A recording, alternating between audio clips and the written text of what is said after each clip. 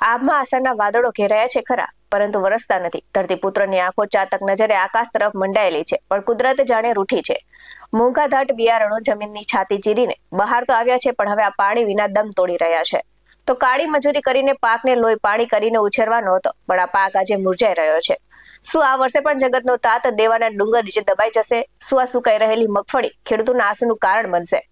તો જૂનાગઢથી લઈને સમગ્ર ગુજરાતના ખેડૂતોની હાલત હાલ આ વર્ષે નહીં ને આંખ સુકાય નહીં તેવી સ્થિતિમાં છે. નમસ્કાર દર્શક મિત્રો, BS9 TV ન્યૂઝમાં આપની સાથે હું છું નેહા પટેલ. ચોમાસાની સિઝન ઓફિશિયલી શરૂ થઈ ગઈ છે. જૂન મહિનો પણ પૂર્ણ થવા આવ્યો છે, પરંતુ ગુજરાત સહિત સમગ્ર જૂનાગઢ જિલ્લામાં ચાલુ વર્ષે પણ ચોમાસું ખેંચાતા ગ્રામ્ય પંથકોમાં ખેડૂતો ભારે મુશ્કેલીમાં મુકાયા છે. હજી સુધી વાવણી લાયક વરસાદ ન પડતા ધરતીપુત્રના જીવ તાળવે ચોટ્યા છે. ખાસ કરીને જૂનાગઢના ઝાંઝડા ગામના ખેડૂતોની ચિંતા બેવડાઈ છે, કારણ કે જો આગામી 2-4 દિવસમાં મેઘરાજા મહેરબાન નહીં થાય તો મોંઘા ભાવના બિયારણો અને મગફળીનો પાક નિષ્ફળ જવાની ભીતિ સેવાય છે. તો ગયા વર્ષે પણ આ જ સ્થિતિ હતી અને ગયા વર્ષે જૂન મહિનાની શરૂઆતમાં જ મેઘરાજાએ ધમાકેદાર બેટિંગ કરી હતી, પરંતુ ખેડૂતોને સમયસર વાવણી પણ કરી હતી અને આ વર્ષે સ્થિતિ ચિંતાજનક બની છે. વરસાદ ન આવવાના કારણે વાવેલો મગફળીનો પાક સુકાવા લાગ્યો છે. જો ખેડૂતોએ મોંઘા બિયારણ લાવીને આગોતરું વાવેતર તો કરી દીધું હતું, પણ કુવા અને બોરના પાણીમાં પણ પાક બચાવવા જેટલા પ્રયાસો કરી રહ્યા છે, પણ તેટલું પાણી રહ્યું નથી. ત્યારે જમીનના પાણીના તળ પણ ખાલી થઈ ગયા છે. માંડ દિવસમાં 2 ધોરિયા પાઈ શકાય તેટલું પાણી આવે છે. જો આ રીતે પાક નિષ્ફળ જશે તો માર્કેટમાં ભાવ તો દૂરની વાત છે, પરંતુ ખેડૂતોના તમામ ખર્ચો પણ માથે પડશે અને ખેડૂતો પાયમાલ થઈ જશે. તો ચાલુ વર્ષે અલ નીનોની અસરના કારણે વરસાદ ખેંચાયો છે, જેને લીધે આગોતરું વાવેતર ખૂબ જ ઓછું નોંધાયું છે.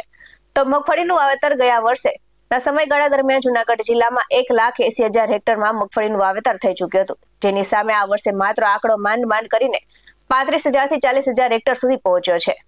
આ સાથે જ કપાસના વાવેતરની જો વાત કરીએ તો ગયા વર્ષે કપાસનું વાવેતર 26,000 હેક્ટરમાં થયું હતું અને આ વર્ષે ઘટીને માત્ર 5,000 હેક્ટરમાં જ થઈ શક્યું છે. તો સોયાબીનની સ્થિતિ તો વધુ ગંભીર બની છે. આ વર્ષે સોયાબીનનું વાવેતર ખૂબ જ નહીવત પ્રમાણમાં નોંધાયું છે.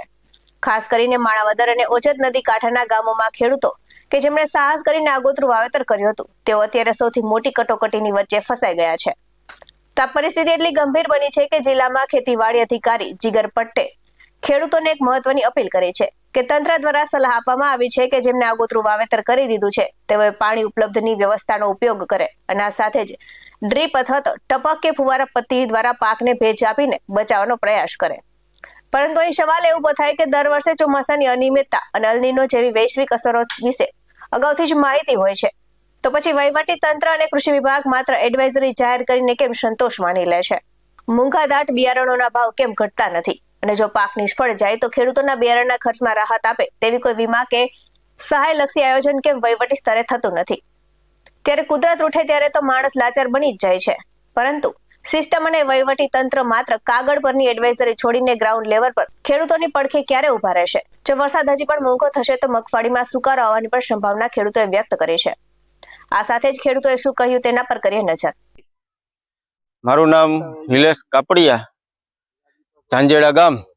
હવે અમારે પાણી તો હતું એટલું અમે ઓરવીને વાવી દીધું, હવે પાણી છે નહીં અને ભાવે ગયા વર્ષે પાક મુબલક થયો, પણ ભાવ તો એની સામે મળ્યા નહીં એવા. આ વર્ષે તો ભાવે બિયારણના ભાવ 2800 થી 3,000 રૂપિયા મણના છે અને હવે વવાઈ ગયું છે. હવે શું કરવું? પાણી છે નહીં, હવે કેવું શું થાય એની ઉપર 1 મહિનો મોડું થયું છે વરસાદને. હવે શું થાય એ તો ઉપરવાળાને કરવાનું છે બધું, અમારા હાથમાં તો કંઈ છે નહીં. મારું નામ અશ્વિનભાઈ જયંતિભાઈ કાપડિયા, ગામ ઝાંઝડા. અમે અત્યારે 100 વીઘાની મગફળી બધાએ વાવી દીધી છે અને વરસાદ થતો નથી. આ ગયા વર્ષે જૂન મહિનામાં વાવણી થઈ ગઈ હતી ને આ વર્ષે જૂન મહિનો આખો પૂરો થઈ ગયો. આજ 29 તારીખ થઈ ગઈ છે, છતાંય વરસાદ નથી આવેલો. તો હવે પાણી થોડું થોડું છે ચાલુ કર્યું છે, પણ માંડવી ફૂંકાવા માંડી છે બધી.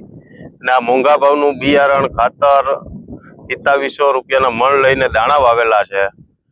ખાતર DAP ના ભાવે 2,000 રૂપિયા, 2200 રૂપિયા થેલીના છે અત્યારે. આ મોંઘા ભાવનું ખાતર ને બિયારણ બધું વવાઈ ગયું છે ને હવે માંડવીમાં એ હુકારો એટલો છે અને વરસાદ હવે ક્યારે થાય એનું નક્કી નથી. જીગર ભટ્ટ, જિલ્લા ખેતીવાડી અધિકારી જુનાગઢ. આપણે હાલની પરિસ્થિતિ બાબતે અને વાવેતર બાબતે ચર્ચા કરીએ તો અત્યાર સુધી જે વાવેતર થયું ચાલુ વર્ષે એટલે કે 26-27 આપણી ખરીફ સિઝન શરૂ થઈ ગઈ કહેવાય, પણ વરસાદને મોડો થવાના જે બાબતો છે હજી સુધી પડ્યો નથી.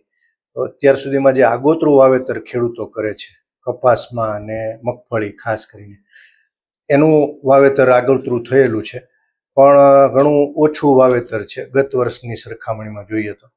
એટલે મગફળીમાં આપણી પાસે લગભગ 35,000થી લઈને 40,000ની આસપાસનું વાવેતર જેવું છે હેક્ટર. કપાસમાં જનરલી વાવેતર થતું હોય છે એના પ્રમાણમાં ઘણું ઓછું 5,000 જેવું જ વાવેતર હેક્ટરમાં થયેલું છે. સોયાબીનમાં લગભગ નહીવત જેવું ગણાય એવું વાવેતર છે. એટલે વરસાદની રાહે ખેડૂતો છે. ગત વર્ષે આ જ સમયે જ્યારે વરસાદ વાવણી લાયક થઈ ગયો હતો, જૂન મહિનામાં પ્રથમ વીકમાં જોઈએ તો સારો એવો વરસાદ વાવણી લાયક થયો, વરાપ આવી ગઈને વાવેતર ખેડૂતોએ જે આગોતરું વત્તા સમયસર વાવેતર શરૂ કર્યું.